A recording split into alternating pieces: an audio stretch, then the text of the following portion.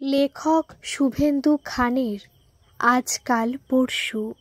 এটি কিন্তু প্রথম পর্ব নয়, সমস্ত পর্বকে একসাথে করেই একটি গল্পে রূপান্তরিত করা হয়েছে।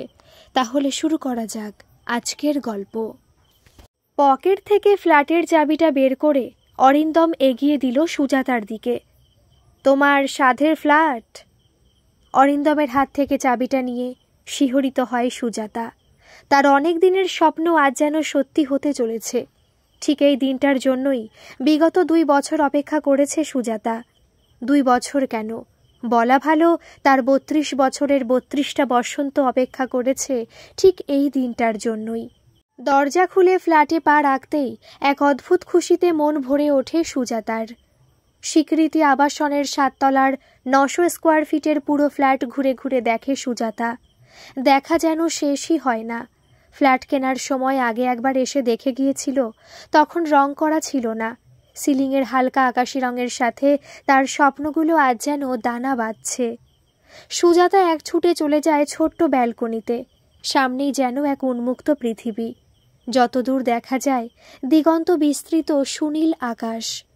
দূর দিক চক্রবালে সেই নীল আকাশ যেন জড়াজড়ি করে মিশে গিয়েছে পৃথিবীর সাথে। গাছপালায় ঘেরা ছোট ছোট বাড়িগুলোয় এক মায়াময় পরিবেশ। দুহাত দুদিকে ছড়িয়ে দিয়ে প্রাণ ভরে শ্বাস নেয় সুজাতা। মুক্তির স্বাদ, স্বাধীনতার স্বাদ। এই শুনছ, জায়গাটা কি সুন্দর না? অরিন্দম ঘরের ভেতরে ছিল। সুজাতার ডাকে ব্যালকনিতে এসে দাঁড়ায়। তুমি খুশি?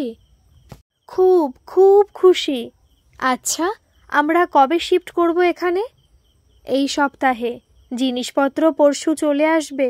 তারপর তোমার ফ্ল্যাট তুমি নিজের মতো করে সাজিয়ে নিও।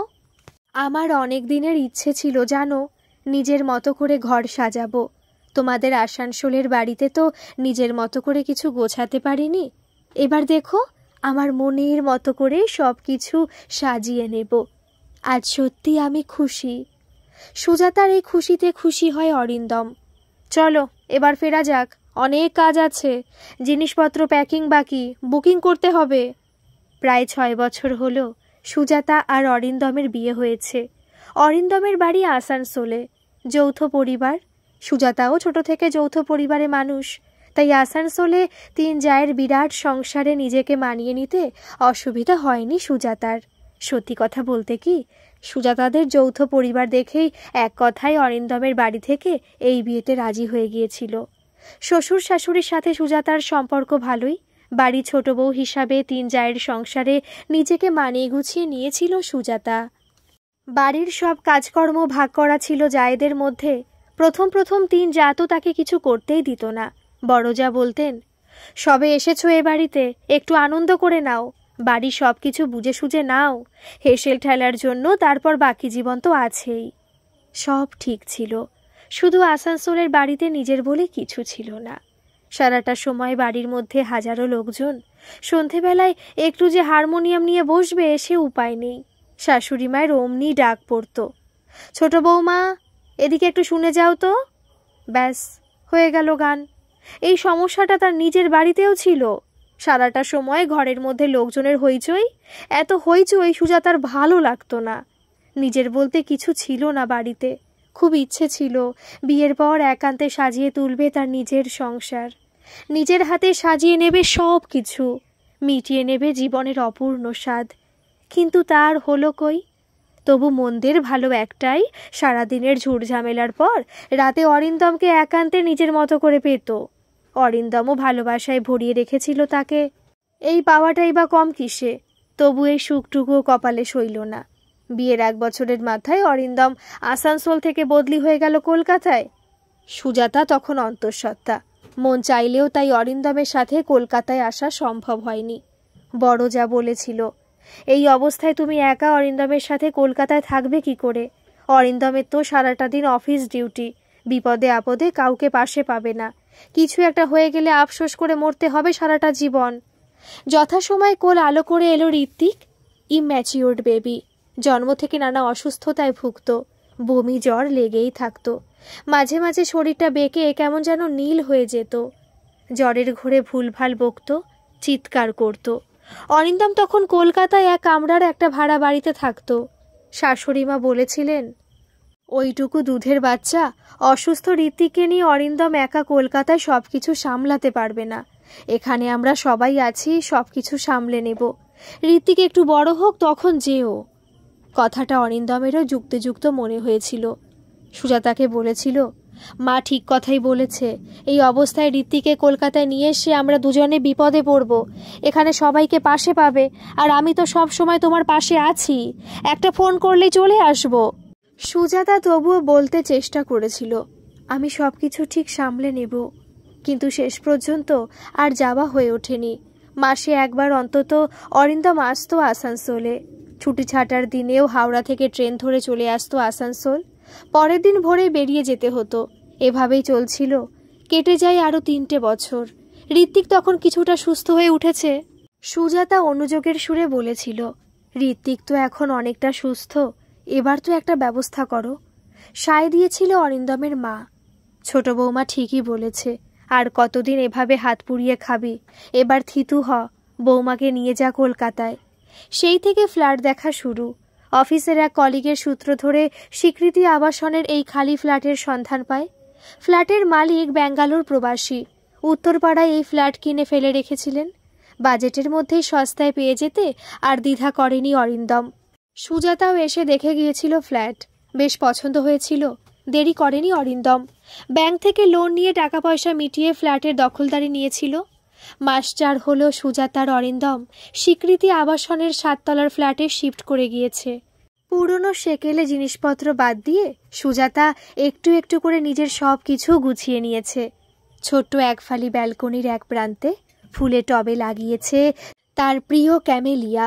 ড্রয়িং স্পেসে সেগুন কাঠের আয়তক্ষেত্রাকার নতুন ডাইনিং টেবিল। দেওয়াল জুড়ে 32 ইঞ্চির স্যামসাং কোম্পানির LCD টিভি। পুরনো আলমারি বাদ দিয়ে বেডরুমে এসেছে আয়না লাগানো স্টিলের আলমারি। আলমারি পাশেই সুজাতার বহুদিনের স্বাদের কাঠের ড্রেসিং টেবিল। জানালাগুলো নীল রঙের পর্দা। সুজাতার একটা স্বাদ ছিল সোফা কাম বেডের। সে স্বাদও পূর্ণ হয়েছে। সব ঠিক আছে, চলছে সব কিছুই সুজাতার মনের মতো। শুধু এক বালতি জলে একটুখানি চোনার মতো উটকো বিপত্তি হিসাবে জুড়েছে পাশের ফ্ল্যাটের বয়স্ক রাজস্থানী পরিবার। পরিবার বলতে স্বামী স্ত্রী দুজনের সংসার। ভদ্রলোক কৈলাস শেঠ, বয়স আন্দাজ ওই 60-এর কাছাকাছি। মাথায় কয়েক গাছা সাদা ধপধপে চুল, মোটা সোটা চেহারা, স্বাস্থ্যবান বলেই মনে হয়। বহুদিন বাংলায় থাকার সুবাদে বাংলা শিখে গেছেন। তবে একটু টেনে টেনে বলেন। আগে কলকাতার বড় বাজারে কাপড়ের ব্যবসা ছিল, সে ব্যবসা ডকে উঠেছে, এখন সারাদিন বাড়িতেই থাকেন। তবে কাপড়ের ব্যবসাটা আত্মীয় স্বজনদের মধ্যে ছোট করে হলেও চালিয়ে যান, 2 পয়সা আসে সংসারে। এসব কিছুই সুজাতা শুনেছে কৈলাসবাবুর মুখেই। গৃহপ্রবেশের পরের দিনই আলাপ করতে এসে ঘণ্টাখানেক বকে গিয়েছিলেন ভদ্রলোক। সুজাতা হ্যাঁ হু করে ঘাড় নেড়ে সায় দিয়ে গিয়েছিল। ঘরে তখন মেলা কাজ, সব কিছু গোছানো হয়নি, ছড়িয়ে ছিটিয়ে পড়ে আছে সব। তার মধ্যে এমন বকবক কার ভালো লাগে? প্রথম দিন এসেই কৈলাসবাবু জিজ্ঞেস করেছিলেন, আপ হিন্দি জানতে হো না ভাবিজি? থোড়া থোড়া, ব্যাস ইয়ে কাফি হে। তারপর টেনে টেনে পরিষ্কার বাংলায় কৈলাসবাবু বলেছিলেন, আমি কিন্তু বাংলা জানি, 20 সাল বাংলায় আছি, বাংলা শিখে গেছি, আপকো ভি হাম হিন্দি শিখা দেঙ্গে। কথাটা বলেই হো হো করে হেসেছিলেন কৈলাসবাবু। কৈলাসবাবু একবার ঘরে এলে কম করেও সুজাতার 1টা ঘন্টা বরবাদ না করে যাবেন না। একটা সাদা স্যান্ডো গেঞ্জি আর লুঙ্গি পরে মাঝে মধ্যে জানালায় বসে বই পড়েন। এল শেপের আবাসন হওয়ায় 2টি ফ্ল্যাটে জানালা দুটো থেকে ঘর পরিষ্কার দেখা যায়। সুজাতার অস্বস্তি হয়, মনে হয় সবসময় উনি যেন নজর রাখছেন। স্ত্রী গীতা শেঠ 50-ঊর্ধ্ব, রোগাটে চেহারা, পরিষ্কার বাংলা বলেন। ঘরে রাধাকৃষ্ণের মূর্তি আছে, পুজো পাঠ নিয়ে থাকেন। শুধু পুজো পাঠ নিয়ে থাকলে সুজাতার বলার কিছু ছিল না। সময় নেই, অসময় নেই, যখন তখন জানলায় দাঁড়িয়ে ডাক দেবেন, কি করছো সুজাতা, রান্না হয়ে গেল? ব্যাস, সুজাতার কাজকর্ম মাথায় উঠল। কখনো সখনো ডাকাডাকির বালাই নেই, বেল বাজিয়ে সোজা ঘরে চলে আসবেন। ঘন্টার পর ঘন্টা গল্প জুড়ে দেবেন। সুজাতা মাঝে মধ্যে এখন ঠাড়ে ঠাড়ে বুঝিয়ে দেয় তার কাজ আছে, কিন্তু তিনি উঠতেই চান না।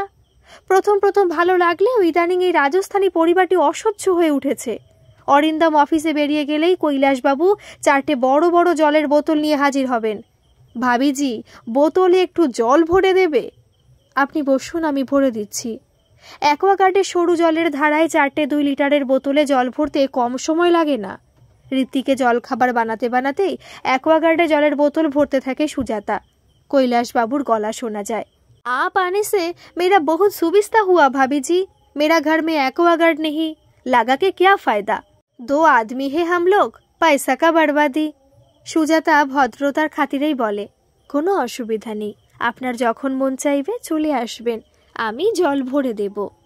ভাবিজি, আগে 3 তলার ভগবান রাঠোরের ঘর থেকে জল আনতাম, ও भी मरवाड़ी আছে, मेरा साथ दोस्ती भी, लेकिन पानी लेके ऊपर आना तकलीफ की बात है, बुढ़ा हो गया ना। কথাগুলো বলে হাসতে থাকেন কৈলাসবাবু। आप आने से हमारा आधा प्रॉब्लम सॉल्व हो गया, आपको कोई तकलीफ नहीं है ना भाभी जी? না না, আপনার যখন ইচ্ছে আসবেন। কথাগুলো বলে নিজের মনে গজরাতে থাকে সুজাতা। কখন যাবে কে জানে। आप बहुत अच्छी हो भाभी जी, বাঙালি লোক बहुत अच्छा होते हैं। বিরক্ত লাগে সুজাতার। কৈলাসবাবু তখন বলেই যাচ্ছেন, 10 साल हो गया हम लोग की शहर में है, आप लोग नया है, आपको कुछ जरूरत होने से जरूर बताना भाभी जी, हमें सब लोग जानता है। এটা সেটা কথায় প্রায় ঘন্টাখানে গেল। ঋত্বিকে তার মাঝে খাইয়ে দিয়েছে সুজাতা। ঋত্বিক সারা ঘরে ছুটোছুটি করছে। ঋত্বিকে সামলানো দরকার, নইলে এটা সেটা ভেঙে বসবে। যা দুরন্ত হয়েছে আজকাল। কিছুটা বিরক্ত হয়ে সুজাতা বলে, আমার কাজ আছে কাকু, ঋত্বিককে এবার স্নান করাতে হবে। এত বদমাইশ হয়েছে না, বেলা হয়ে গেলে কিছুতে স্নান করতে চায় না। बहुत प्यारा लड़का है भाभी जी, इस उम्र में बदमाश तो होगा ही, नहीं तो अच्छा नहीं लगता। अभी क्या बदमाश नहीं था इस उम्र में? কথাগুলো বলে জোরে জোরে হাসতে থাকেন কৈলাসবাবু। ভীষণ বিরক্তি লাগে সুজাতার। মুখের ওপর কিছু বলতেও পারে না, হাজার হোক বয়স্ক মানুষ। জলের বোতল বগল দাবা করে শেষে কৈলাসবাবু বলেন, आज आशी भाभी जी, दुकान जाना पड़ेगा, कुछ जरूरत होने से जरूर बताएगा भाभी जी। কৈলাসবাবু চলে গেলে দরজায় ছিটকিনি লাগিয়ে হাঁপ ছেড়ে বাঁচে সুজাতা। এই তো সেই দিনের কথা। কাজের মাসি আসেনি। রান্নাঘরে মেলা বাসনপত্র পড়ে আছে, সারা ঘর নোংরা। কাজের মাসি সকালে ফোন করে যখন বলল, আজ আসতে পারবো না বৌদি, শরীরটা খুব খারাপ, কাল রাতে 2 বার বমি হয়েছে। কথাগুলো শুনে সুজাতার তখন কান্না পেয়েছিল। রান্নাঘরে একবার চোখ বুলিয়ে নেয়, ঢাই বাসনপত্র। ঋত্বিক কাগজ কেটে কুচিয়ে সারা ঘর আস্তাকুর করে রেখেছে। সুজাতার যত রাগ গিয়ে পড়ল ঋত্বিকের ওপর। ঋত্বিক তখন একটা দম দেওয়া মোটর গাড়ি নিয়ে সারা ঘর ছুটছুটি করছে।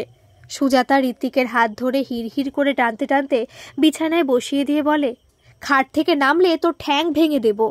আর ঠিক তখনই বেলটা বাজল। এখন আবার কে এলো? কথাটা ভাবতে ভাবতে দরজা খুলেই দেখে হাসি মুখে গীতাদি দাঁড়িয়ে। অরিন্দম চলে গেছে? আমাদের ঋত্বিক কি করছে? কথাটা বলেই সুজাতার উত্তরের অপেক্ষা না করে সোজা ঘরের মধ্যে ঢুকে চেয়ারে বসে পড়ে।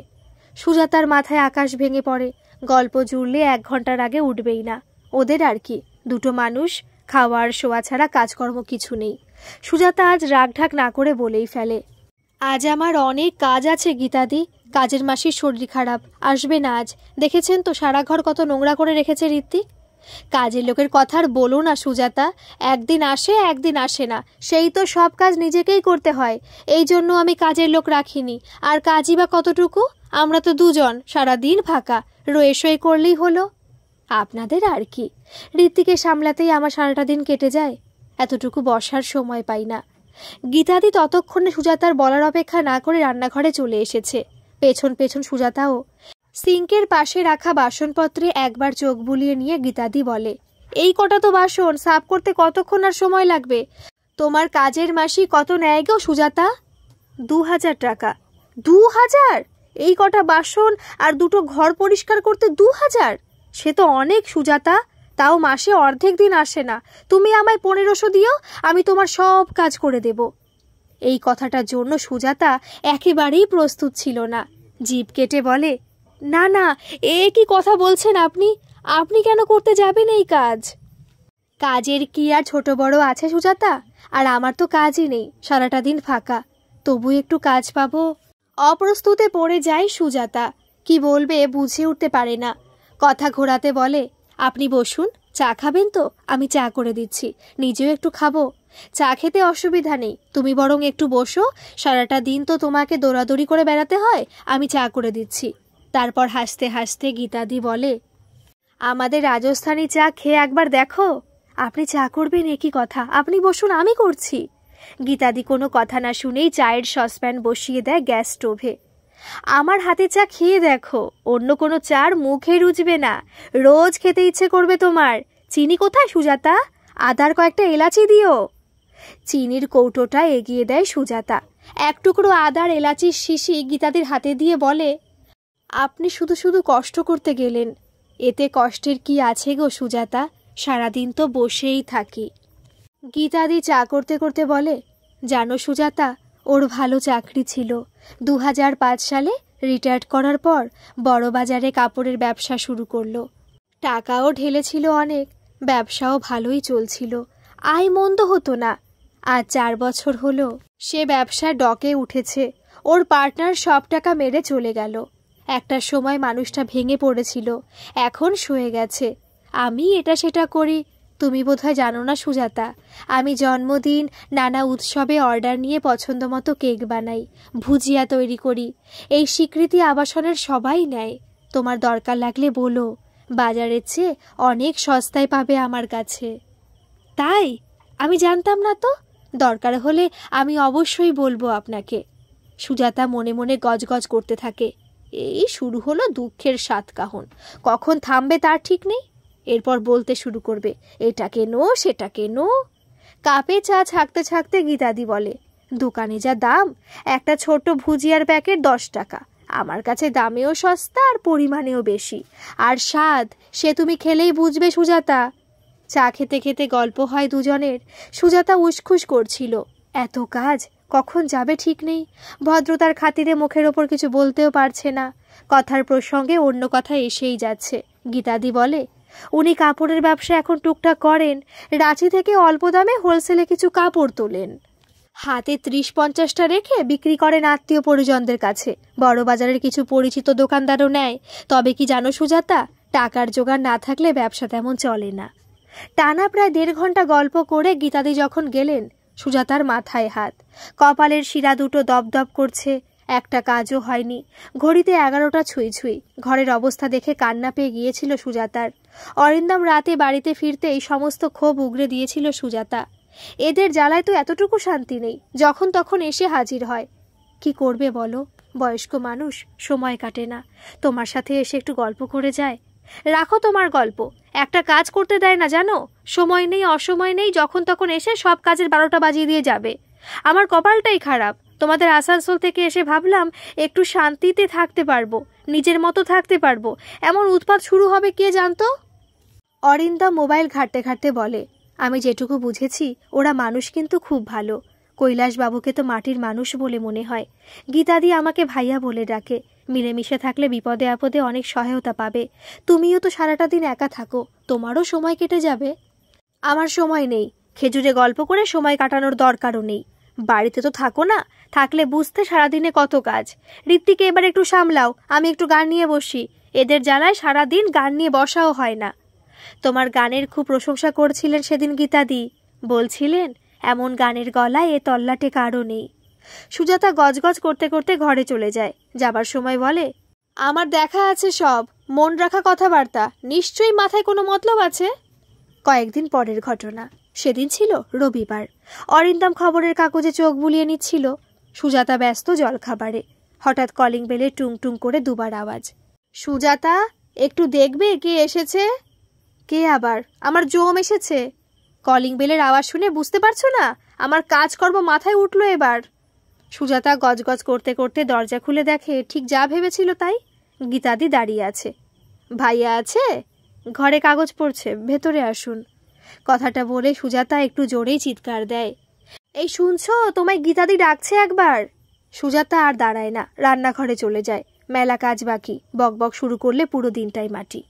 একটু পরে গীতাদি চলে যেতে সুজাতা জিজ্ঞেস করে, কি জন্য এসেছিল গীতাদি? অরিন্দম উত্তর না দিয়ে চুপ করে কাগজ পড়তে থাকে। কি হলো? একটা কথা জিজ্ঞেস করলাম তো। কাগজ থেকে মুখ তুলে অরিন্দম বলে, টাকা চাইতে এসেছিল। কত টাকা? 5,000। তুমি দিলে? মুখের ওপর এভাবে না বলা যায়। বলল হাতে একদম টাকা নেই, কেকের কিছু অর্ডার পেয়েছে, কৈলাসবাবু হোলসেলে কিছু কাপড় তোলার কথা আছে, তাই বলে দিতে হবে। বলল তো 10 দিনের মধ্যে ফেরত দিয়ে দেবে। আমি সেদিনই বলেছিলাম কোনো কুমতলব আছে, এ টাকা তুমি আর ফেরত পাচ্ছ না। বলেছে যখন তখন নিশ্চয়ই ফেরত দিয়ে দেবে। ওই ভরসায় থাকো তুমি। কৈলাসবাবুকে জানাতে মানা করেছেন, উনি এসব একদম পছন্দ করেন না বললেন। তুমি আবার জানিয়ে দিও না যেন। তোমার যা খুশি তাই করো, তবে টাকাটা যে ফেরত পাচ্ছ না এ আমি বলে দিলাম। মাঝে কেটে যায় দিন 15। গীতাদি টাকা ফেরত দেওয়ার কথা মুখেও আনে না। সুজাতা আর রোজ ভাবে একবার জিজ্ঞেস করবে, মুখ লজ্জায় জিজ্ঞেস করতেও পারে না। যত রাগ গিয়ে পড়ে অরিন্দমের ওপর। টাকা দেওয়ার কি দরকার ছিল শুনি? এত বয়স হলো, এখনো মানুষ চিনতে শিখলে না? এতটুকু যদি বুদ্ধি থাকে ঘটে। অরিন্দম বাড়ি ফিরে টিভির সামনে বসে ভারত পাকিস্তান ম্যাচ দেখছিল। সুজাতা চায়ের কাপ এগিয়ে দিয়ে বলে, গীতাদি টাকাটা ফেরত দিয়েছে? না, দেয়নি। আমি সেদিনই বলেছিলাম তোমায়, এ টাকা আর ফেরত পাচ্ছ না। অরিন্দম উত্তর দেয় না, চুপ করে থাকে। অস্বস্তি হয়, নিজেরও খারাপ লাগছে। অথচ গীতাদিকে খুব ভালো মানুষ বলেই জানে। নেহার দরকার না পড়লে টাকাটা নিত না। নিশ্চয়ই কোনো অসুবিধা আছে, তাই টাকাটা ফেরত দিতে পারেনি। নইলে গীতাদির মতো মানুষ আজকাল খুব একটা বেশি দেখেনি অরিন্দম। দেখা হলে খোঁজ খবর করে, ভাইয়া ভালো আছো তো? এই তো সেদিন অফিসের ট্যুরে দুর্গাপুর যেতে হয়েছিল। ঠিক করেছিল কাজ সেরে আসানসোলের বাড়ি থেকে একবার ঘুরে আসবে। অনেকদিন যাওয়া হয়নি। এদিকে সুজাতা আর ঋত্বিককে একা ফেলে যেতে চিন্তা হচ্ছিল, বিশেষ করে ঋত্বিককে নিয়ে।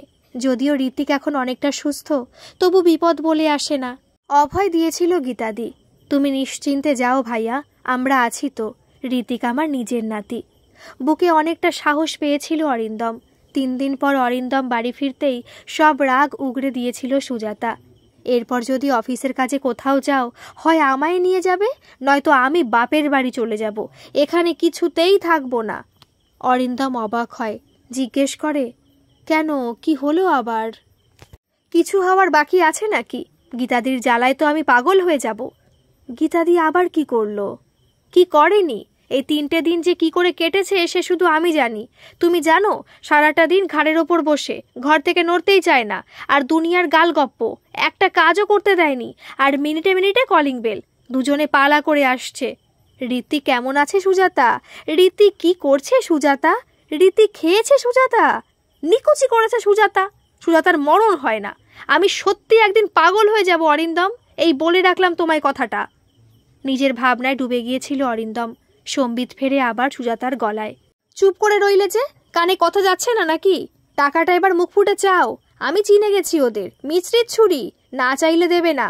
নিজের টাকা চাইতে লজ্জা কিসের? তুমি একবার চেয়ে দেখো না। ঝাঁঝিয়ে ওঠে সুজাতা। আমি কেন? আমাকে জিজ্ঞেস করে টাকাটা দিয়েছিলে? নিজে টাকা দেওয়ার সময় মনে ছিল না কথাটা? এখন চাইতে লজ্জা করছে? আমাকে দিয়ে চাইতে বলছো? বলিহারি যত্ত সব। অরিন্দমের অস্বস্তি হয়। কথাটা ঠিকই, সুজাতাকে বলে তো টাকাটা দেয়নি। তাহলে সুজাতাকে দিয়ে চাইতে বলা কেন? মুখ লজ্জায় বাঙালিরা চিরকাল মরল। আবার নিজের বিবেকের কাছে খারাপও লাগে। বয়স্ক মানুষ, সংসারে তেমন আয় নেই, বিপদে পড়েই টাকাটা ধার নিয়েছে, দিয়েও দেবে ঠিক একদিন। তাই বলে এভাবে 15 দিন যেতে না যেতেই চাওয়া? তুমিও তো দেখছি কাবুলিওয়ালা হয়ে গেলে অরিন্দম। অরিন্দম চুপ করে আছে দেখে সুজাতা বলে, তুমি না পারো আমি চেয়ে দেখব কাল। আমি না হয় লোকের কাছে খারাপ হব, ফেরত না দিক, রাত দিন ঘরে আসা তো বন্ধ হবে। থাকো তুমি ভালো সেজে। সুজাতা চলে যাচ্ছিল। অরিন্দম এক টানে সুজাতাকে বুকে টেনে নেয়। উফ, কি করছো অরিন্দম, ছাড়ো। ছাড়বো না তো, পুরো একটা সপ্তাহ অভুক্ত, একটু আদর করে দেবে না? উফ ছাড়ো, কি করছো? ছেলে আছে, বড় হয়েছে, ছাড়ো বলছি। অরিন্দম তখন সুজাতার মসৃণ ঘাড়ে মুখ গুজে দিয়েছে। সুজাতার সারা শরীর শিরশির করতে থাকে। অরিন্দমের চঞ্চল হাত তখন সুজাতার ফর্সা পিঠে অস্থির হয়ে ঘুরে বেড়াচ্ছে। উফ, কি হচ্ছে? ছাড়বে তো? ছাড়বো না, কিছুতেই না।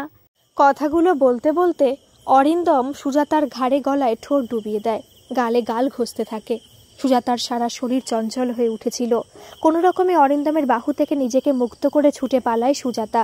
যাওয়ার সময় ঠোঁটে চটুল হাসি মাখিয়ে বলে যায়, অনেক কাজ আছে এখন, ছেলেকে খাওয়াতে হবে, রাতে হবে। অরিন্দমের মুখেও তখন প্রশান্তির হাসি। খাওয়া দাওয়া সেরে অরিন্দম বিছানায় শুয়ে মোবাইল ঘাঁটছিল। রাতের কাজ সেরে আসতে সুজাতার দেরি হলো। ঋত্বিক তখন বাবার পাশে পাশবালিশ জড়িয়ে ঘুমিয়ে গেছে। আয়নার সামনে দাঁড়িয়ে হালকা প্রসাধন সেরে আলো নিভিয়ে বিছানায় উঠে আসে সুজাতা। ছেলে ঘুমিয়ে পড়েছে? মোবাইল ঘাঁটতে ঘাঁটতে অরিন্দম উত্তর দেয়। এতক্ষণ বদমাইশি করছিল, এই ঘুমালো। সুজাতা বিছানায় উবু হয়ে বসে ঋত্বিককে একপাশে সরিয়ে দেয়। পাশে কোলবালিশ রেখে ঋত্বিকের গায়ে চাদরটা টেনে দেয়। ঋত্বিকের গালে আলতো চুমু খেয়ে বলে, ঘুমাও শোনা। মাথার বালিশটা বিছানায় ঠুকে একটু ফুলিয়ে নিয়ে সুজাতা অরিন্দমের পাশে শুতে শুতে বলে, সারাদিন যা ধকল যায়। অরিন্দম ইউটিউবে একটা মুভি দেখছিল, উত্তর দেয় না। সুজাতা বলে, তুমি ঘুমালে? ঠিক যেন এই কথাটার জন্যই অপেক্ষায় ছিল অরিন্দম। মোবাইল বন্ধ করে মাথার পেছনের দিকে রেখে সুজাতাকে বুকে টেনে নেয় অরিন্দম। সুজাতার ঠোঁটে ঠোঁট ডুবিয়ে দেয়। সারা শরীরে শিহরণ খেলে যায় সুজাতার, যেন অরিন্দমের আহ্বানের অপেক্ষাতেই ছিল। দুহাতে আঁকড়ে ধরে অরিন্দমকে। অরিন্দম তখন বর্ণ হয়ে উঠেছে, দুহাতে পিষে ফেলতে চাইছে সুজাতাকে। উফ, কি করছো, ছাড়ো, লাগছে তো। অরিন্দমের শিরায় শিরায় তখন রক্তের ব্রাউনিয়ান মোশন। সুজাতার গালে গাল ঘষতে থাকে। সুজাতার রক্তেও যেন দোলের উৎসব, বাজতে থাকে মাদল, দ্রিম দ্রিম দ্রিম। দুরন্ত দুর্দম আবেশে আঁকড়ে ধরে অরিন্দমের নগ্ন পিঠ। অরিন্দমের পুরুষালী লোমশ বুকে মুখ গুজে দেয় পরম ভরসায়। ফুঁসতে থাকে উত্তপ্ত ভিসুভিয়াস। দাবানলের মতো দাউ দাউ করে জ্বলতে থাকে দুটি শরীর, পুড়তে থাকে, পুড়ে যেতে থাকে। তারপর নিঝুম নগ্ন নির্জনতায় মিশে যেতে থাকে দুটি বাঁধনহীন শরীর, দুই মানব মানবী। সাক্ষী থাকে শুধু রাতের নীল রাতবাতি। পরের দিন গীতাদি আসতেই সুজাতা বেশ কায়দা করে বলেছিল কথাটা। গীতাদি, খুব চাপ যাচ্ছে, সামনের মাসে ভাসুরের বড় মেয়ের বিয়ে, অনেক খরচ, হাতে একদম টাকা নেই, কি করব তাই ভাবছি। তোমাদের তো তাহলে অনেক খরচ গো সুজাতা, কি দেবে কিছু ঠিক করেছ? ভাসুরের মেয়ে বলে কথা, একটা সোনার জিনিস না দিলে হয়? আজকাল সোনার যা দাম, হাত দেওয়াই মুশকিল। তাই তো ভাবছি কি করব, বড় বিপদে পড়ে গেছি গীতাদি। আচ্ছা সুজাতা, তোমাদের বিয়ে নানা অনুষ্ঠানে তো আত্মীয় স্বজনদের কাপড় জামা দেওয়ার রীতি আছে, কাপড় লাগলে বলো আমায়। ওনার তো কাপড়ের ব্যবসা আছে, ওনাকে বলবো রাঁচি থেকে এনে দেবে তোমায়, অনেক সস্তায় পেয়ে যাবে। গীতাদির কথা শুনে চমকে ওঠে সুজাতা। টাকা ফেরত দেওয়ার নামই তো নেই, উল্টে কাপড় কেনার কথা বলছে। কি সাংঘাতিক মহিলা রে বাবা। সুজাতা ঠিক করে নেয় মুখের ওপর কথাটা বলতেই হবে। তুমিও যেমন বুনো ওল, আমিও তেমনি বাঘা তেঁতুল। বলছিলাম কি গীতাদি, হাত একদম ফাঁকা। আপনি যে 5,000 টাকাটা নিয়েছিলেন, ওটা পেলে খুব ভালো হতো। টাকাটা ভাসুরের মেয়ের জন্য তুলে রেখেছিলাম। গীতাদি একটু চুপ করে থেকে বলে, আমাদের অবস্থা খুব ভালো যাচ্ছে না, জানোই তো সুজাতা, আয় নেই সংসারে। ভাইয়ার দেওয়া 5,000 টাকা কাপড়ের বিজনেসে লাগিয়েছিলাম, এখনও ফেরত পাইনি। আজ দেবে কাল দেবে বলে ঘোরাচ্ছে। তবে তুমি চিন্তা করো না সুজাতা, আমি টাকাটা ঠিক দিয়ে দেব। সে আপনি দেবেন আমি জানি, আসলে এখন পেলে খুব উপকারে লাগতো। আমি দেখছি কারো কাছ থেকে সুদে ধার নিয়ে যদি তোমাদের টাকাটা দিয়ে দিতে পারি। গীতাদি চলে যেতেই দরজাটা দড়াম করে বন্ধ করে গর্বের হাসি হাসে সুজাতা। আজ খুব জব্দ করা গেছে, আর মনে হয় যখন তখন আসবে না। তবে মহিলা বটে একখানা, এ তো আমাকে সকালে ডান হাতে কিনে বিকালে বা হাতে বিক্রি করে দেবে, সাংঘাতিক। এই না হলে মারোয়ারি। অরিন্দম ফ্ল্যাটে ঢোকার মুখেই দেখা হয়ে গেল গীতাদির সাথে। অরিন্দমের আওয়াজে ফ্ল্যাট থেকে বেরিয়ে এসেছিলেন গীতাদি। এই এলে ভাইয়া? হ্যাঁ, আজ ফিরতে একটু দেরি হলো। ভাইয়া আব ফ্রেশ হলো, থোড়ি বাদ মে মে আতি হু। দরজার মুখে দাঁড়িয়েছিল সুজাতা, আপন মনে গজগজ করে। আবার কি মনে করে আসবে কে জানে। একটু পরে এসেছিল গীতাদি। অরিন্দমের হাতে 5,000 টাকা দিয়ে বলে, আপকা রুপেয়া ভাইয়া, খুব উপকার করেছিলে ভাইয়া, তোমার ঋণ আমি কখনো ভুলতে পারবো না। এখন দিতে গেলে কেন, পরে দিলেও চলতো, আমি তো আর পালিয়ে যাচ্ছি না। নেহি ভাইয়া, তোমার সামনে তো এখন অনেক খরচ। সুজাতা বলছিল ভাসুরের মেয়ের বিয়ে আছে, মেয়ের বিয়েতে যে কত খরচ সে আমি জানি ভাইয়া। ভাসুরের মেয়ে? অরিন্দম চমকে মুখ তুলে তাকায় সুজাতার দিকে। পাশেই দাঁড়িয়েছিল সুজাতা। মুখ টিপে হেসে চলে যায় ভেতরের ঘরে। তোমার অসুবিধা হলো না তো? নেহি ভাইয়া, ভগবান রাঠোর ভাইয়া সে লিয়া হে। তুমি খুব উপকার করেছিলে ভাইয়া। তখন তোমার কাছ থেকে টাকাটা না পেলে বিপদে পড়তাম। জানো ভাইয়া, উনি বলছিলেন এবার খুব লাভ হয়েছে বিজনেসে। তুমি নাকি লাকি আছো ভাইয়া। তোমরা এই ফ্ল্যাটে আসার পর থেকেই উনি বিজনেসে লাভ পেয়েছেন। অরিন্দম হাঁ করে তাকিয়ে থাকে গীতাদির দিকে। গীতাদি চলে গেলে অরিন্দম বলে সুজাতাকে, এত বড় মিথ্যেটা না বললেই পারতে। থামো, খুব হয়েছে দয়া দেখানো। মিথ্যেটা বলেছি বলেই আজ ফেরত পেলে টাকাটা, নইলে কোনো দিন পেতে না। মাঝে কেটে গেছে 5 মাস। এই 5 মাসে কৈলাসবাবু গীতাদি আরও ঘনিষ্ঠ হয়েছে অরিন্দম সুজাতাদের। ওরা যত ঘনিষ্ঠ হয়েছে, সুজাতা তত বেশি অতিষ্ঠ হয়ে উঠেছে। মাঝে অরিন্দমকে বেশ কয়েকবার বলেও ছিল, এই ফ্ল্যাট বিক্রি করে চলো, আমরা অন্য কোথাও চলে যাই। এখানে থাকলে আমি পাগল হয়ে যাব। অরিন্দম শোনে, জবাব দেয় না। সুজাতা বুঝে গেছে অরিন্দম মুখ ফুটে কিছু বলবে না, তাই আজকাল দায়িত্বটা নিজের কাঁধেই তুলে নিয়েছে। এখন মাঝে মাঝে গীতাদিকে ঠাড়ে ঠাড়ে বুঝিয়ে দেয় তার অসন্তোষের কথা। এখন আমার কাজ আছে গীতাদি, গল্প করার একদম সময় নেই, আপনি পরে আসুন। তুমি কাজ সারো সুজাতা, আমি 1 ঘন্টা পরে আসছি। কি মহিলা রে বাবা, একেবারে এটুলি পোকার মতো সেটে থাকে, বলে কিনা আবার 1 ঘন্টা পরে আসছি। সুজাতা অতিষ্ঠ হয়ে ওঠে। এতটুকু লাজ লজ্জা নেই মহিলার? আর লাজ লজ্জা থাকবেই বা কেন? লাজ লজ্জার মাথা খেয়ে বসে আছে যে, টাকার দরকার না। এর মাঝে গীতাদি ব্যবসার নাম করে অরিন্দমের কাছ থেকে কয়েকবার 2-3 হাজার টাকা নিয়ে গেছে। দেরিতে হলেও ফেরত অবশ্য দিয়েছে। এই নিয়ে সুজাতার সাথে অরিন্দমের কম অশান্তি হয়নি। যত দিন যাচ্ছে তোমার বুদ্ধি শুদ্ধি লোপ পাচ্ছে।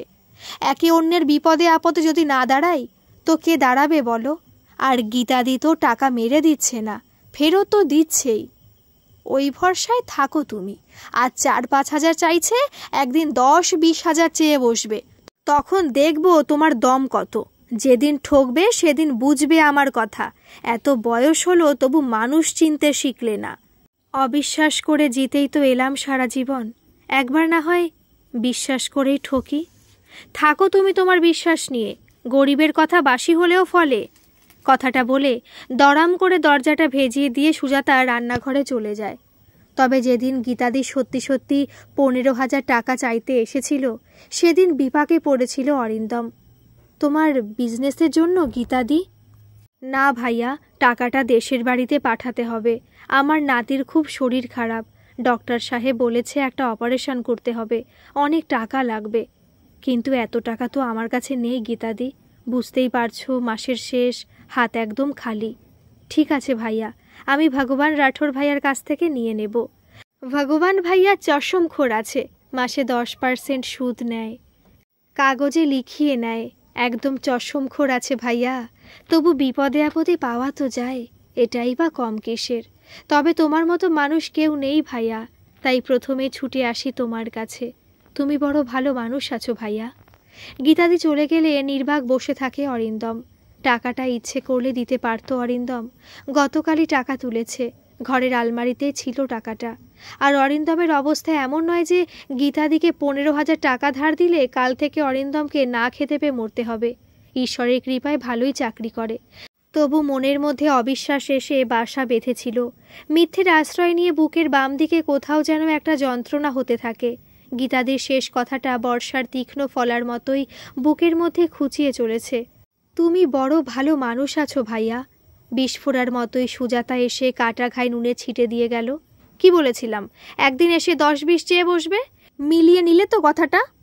বাবা, মানুষ চিনতে আমার ভুল হয় না। তবু ভালো, শেষ পর্যন্ত তোমার বুদ্ধিশুদ্ধি হলো। উত্তর দেয় না অরিন্দম, গুম হয়ে বসে থাকে। বুকের মধ্যে একটা ভীষণ যন্ত্রণা হচ্ছে। বেসিনের কলে গিয়ে হাত মুখ ধুয়ে আসে, ঘাড়ে মাথায় জল দেয় অরিন্দম। পরের দিন অফিস থেকে ফিরে লিফটের মুখেই গীতাদির সাথে দেখা হয়ে গেল অরিন্দমের। অরিন্দমকে দেখেই একমুখ হাসি গীতাদির। ফিরলে ভাইয়া? এই ফিরছি। তুমি কেমন আছো গীতাদি? ভালো আছি ভাইয়া, ভগবান রাঠোরের কাছ থেকে কাল টাকাটা পেয়ে গেছি। মাসে 10% সুদ দিতে হবে। চশমখোর আছে, তবু অসময়ে কেই বা দেয় ভাইয়া। আজ সকালে মানি অর্ডার করে টাকাটা পাঠিয়ে দিলাম ছেলের কাছে। একমাত্র নাতি বলে কথা ভাইয়া, ভালোই ভালোই যেন সব কিছু ঠিক হয়ে যায়। সব ঠিক হয়ে যাবে গীতাদি, তুমি মিছিমিছি চিন্তা করছো। তাই যেন হয় ভাইয়া, তুমি আমার নাতির জন্য প্রার্থনা করো ভাইয়া। তোমার ছেলে কোথায় থাকে গীতাদি? রাজস্থানে? আজমিরে থাকে ভাইয়া। তোমরা তো পারলে একবার ছেলের কাছ থেকে ঘুরে আসতে পারো। গীতাদি হাসে, বড় মলিন হাসি। উপায় থাকলে ঠিকই যেতাম, সে উপায় নেই ভাইয়া। ছেলের সাথে বনিবনা একদম নেই। ছেলের সাথে ওনার জয়েন্ট অ্যাকাউন্ট ছিল, ব্যবসা টাকাপত্র সব উনি ওই অ্যাকাউন্টেই রাখতেন। ছেলে একদিন সব টাকা তুলে নিয়েছিল, জিজ্ঞেস করলে বলেছিল সব আমার টাকা। সে অনেক কথা ভাইয়া। উনি বলেছেন ছেলের মুখ দর্শন করবেন না। এই যে আমি ছেলেকে টাকা পাঠাচ্ছি উনি জানেন না, কিন্তু জানলে খুব অশান্তি করবেন। কিছুতেই আমাকে টাকা পাঠাতে দিতেন না। কিন্তু কি করি ভাইয়া, নিজের নাতি, রাগ করে দূরে থাকতে পারি ভাইয়া? মা তো।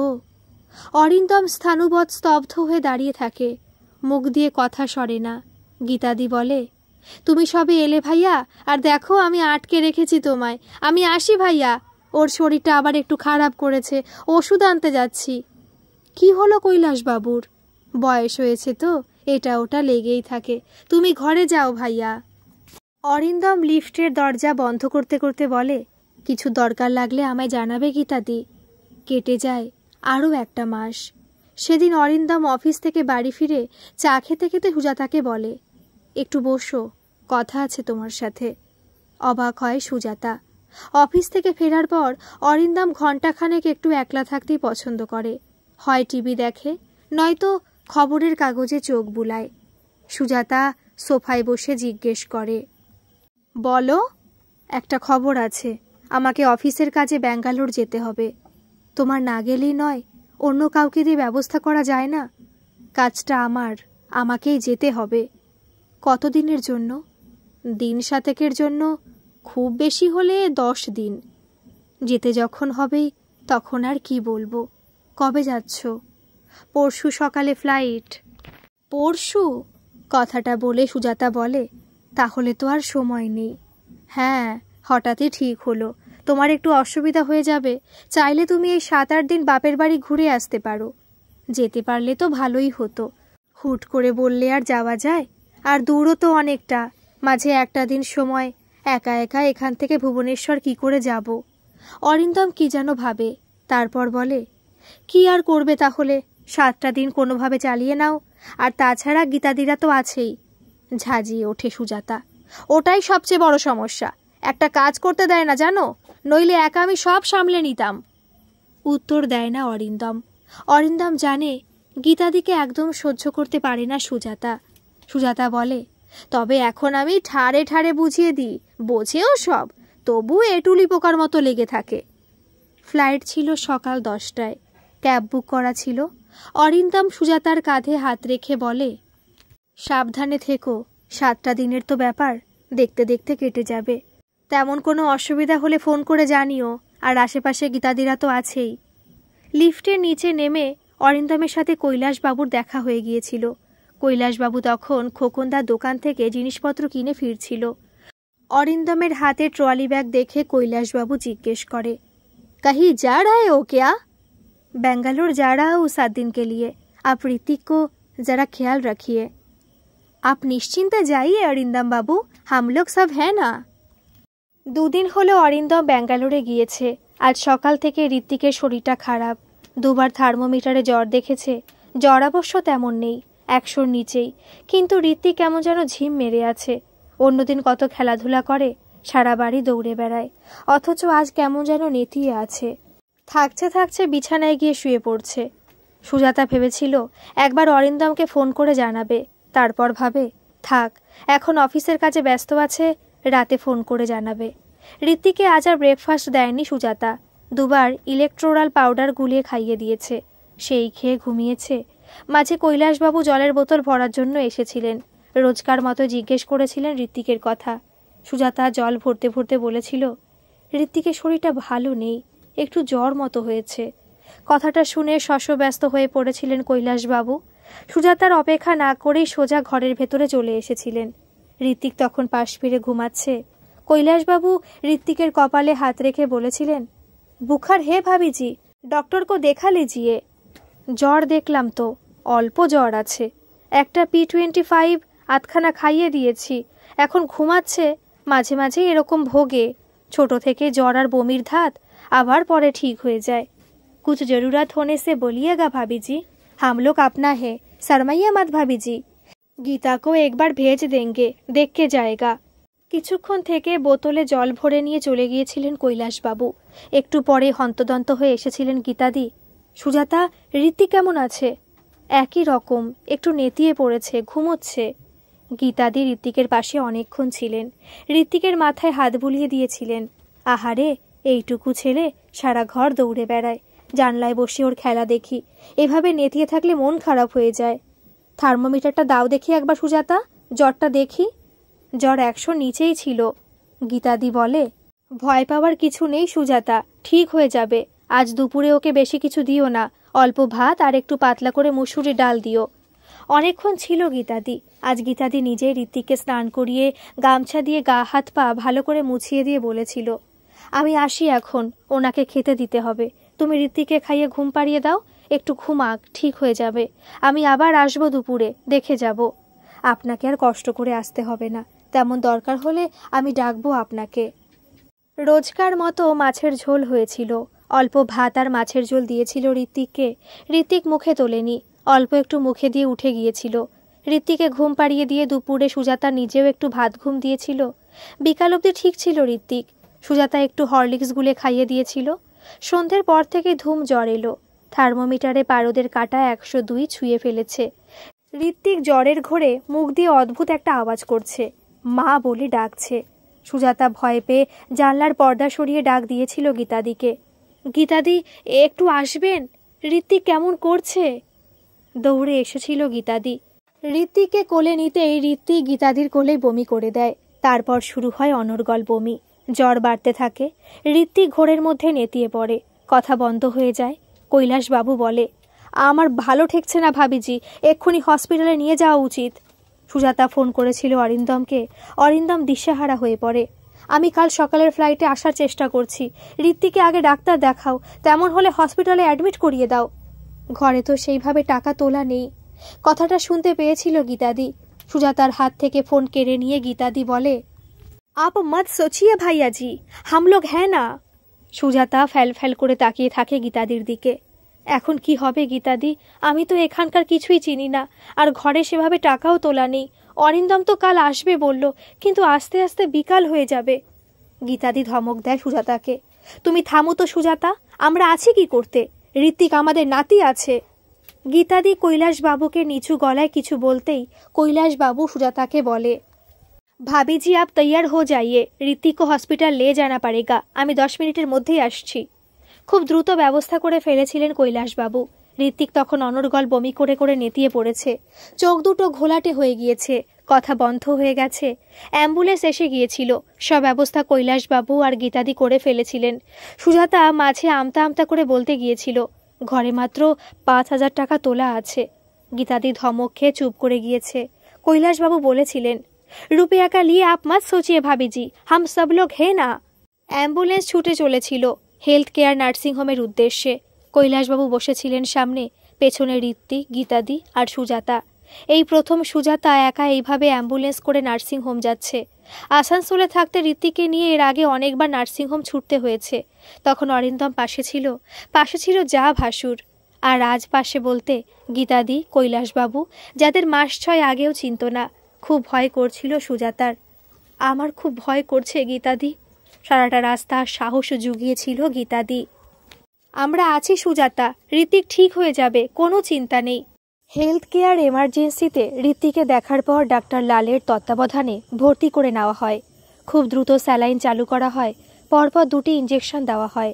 ডাক্তার লালের জন্য বাইরে অপেক্ষা করছিল সবাই। ডাক্তার লাল বাইরে এসে পেশেন্ট মিট করে বলেন, খুব সময় মতো নিয়ে এসেছেন, আর একটু দেরি হলে বিপদ হতে পারত। ইঞ্জেকশন দেওয়া হয়েছে, স্যালাইন চলছে, আজকে রাত ওয়াচে রাখতে হবে।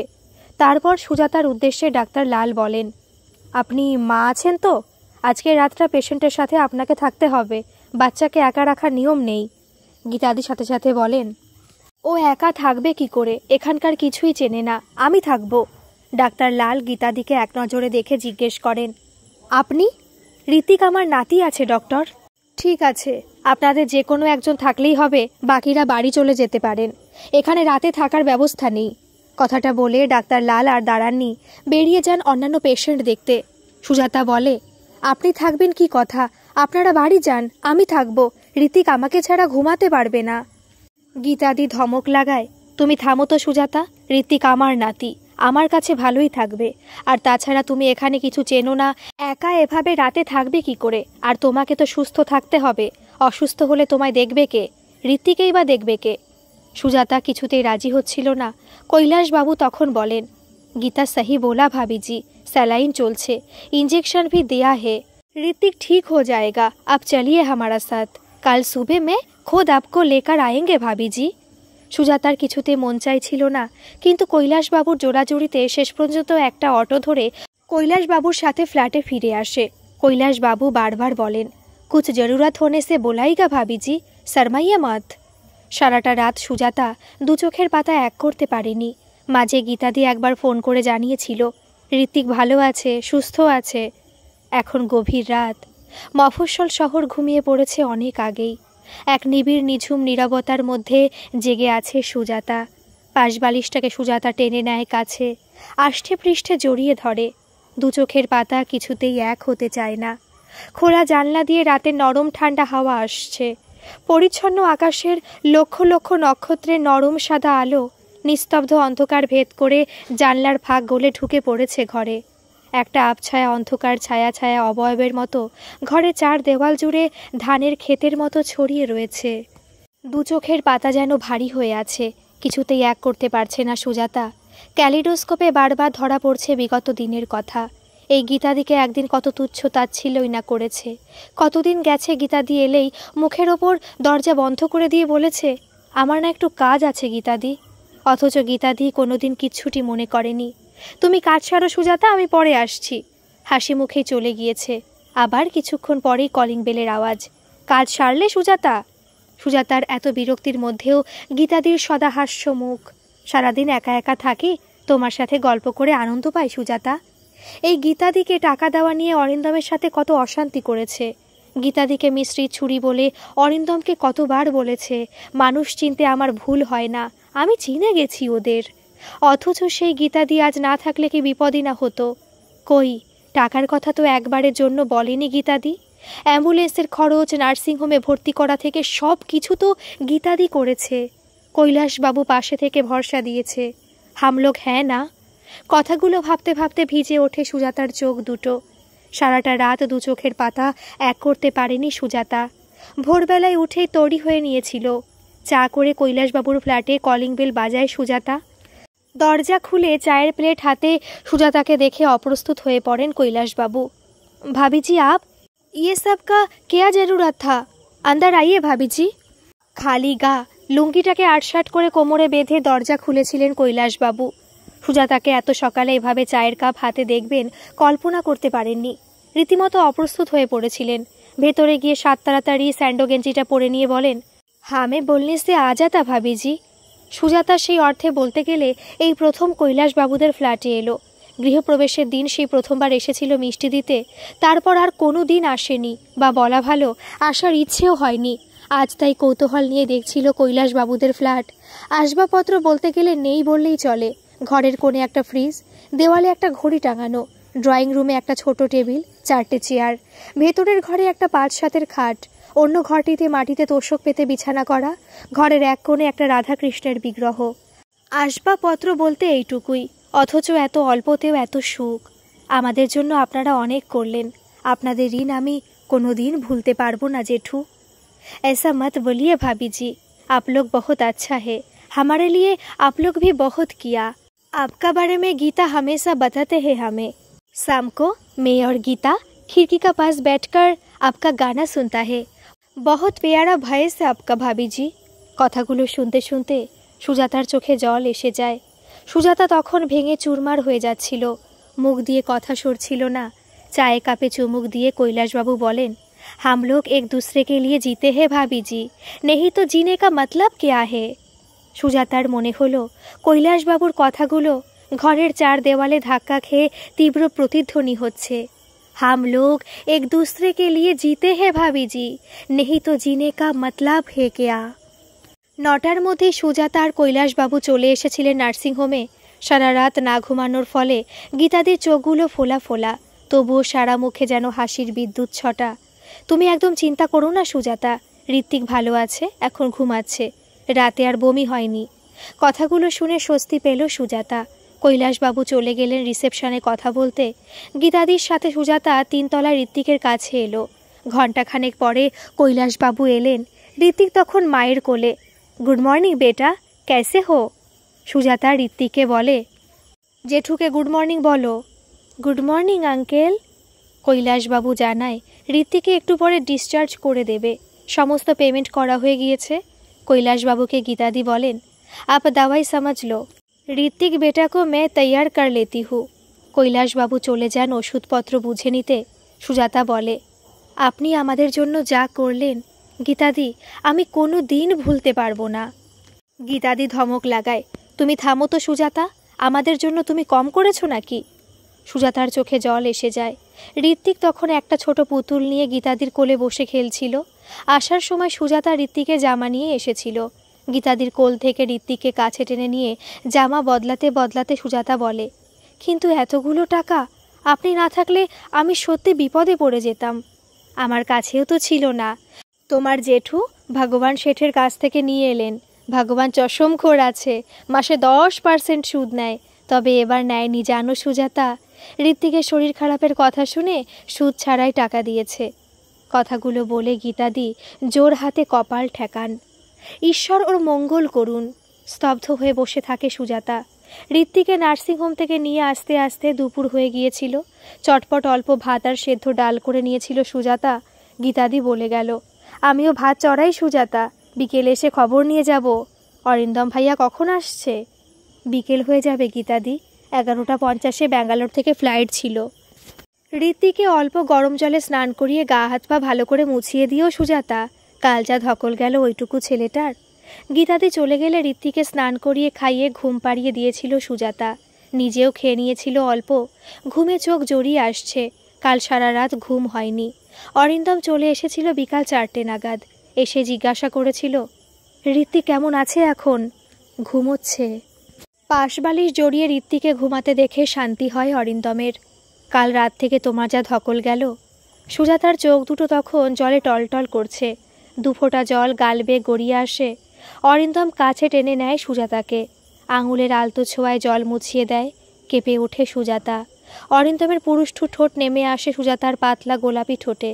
সুজাতা আঁকড়ে ধরে অরিন্দমকে, হাতের আঙুলগুলো চেপে বসে অরিন্দমের পিঠে।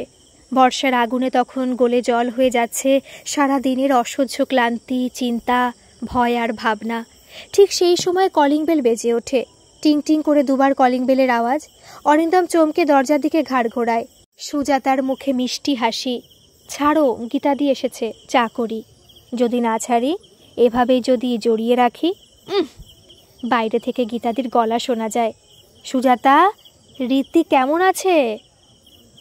গল্পটি যদি ভালো লাগে প্লিজ একটা সাবস্ক্রাইব করে দেবেন, আর গল্পটা কেমন লাগলো অবশ্যই কিন্তু কমেন্ট করে জানাবেন। ধন্যবাদ।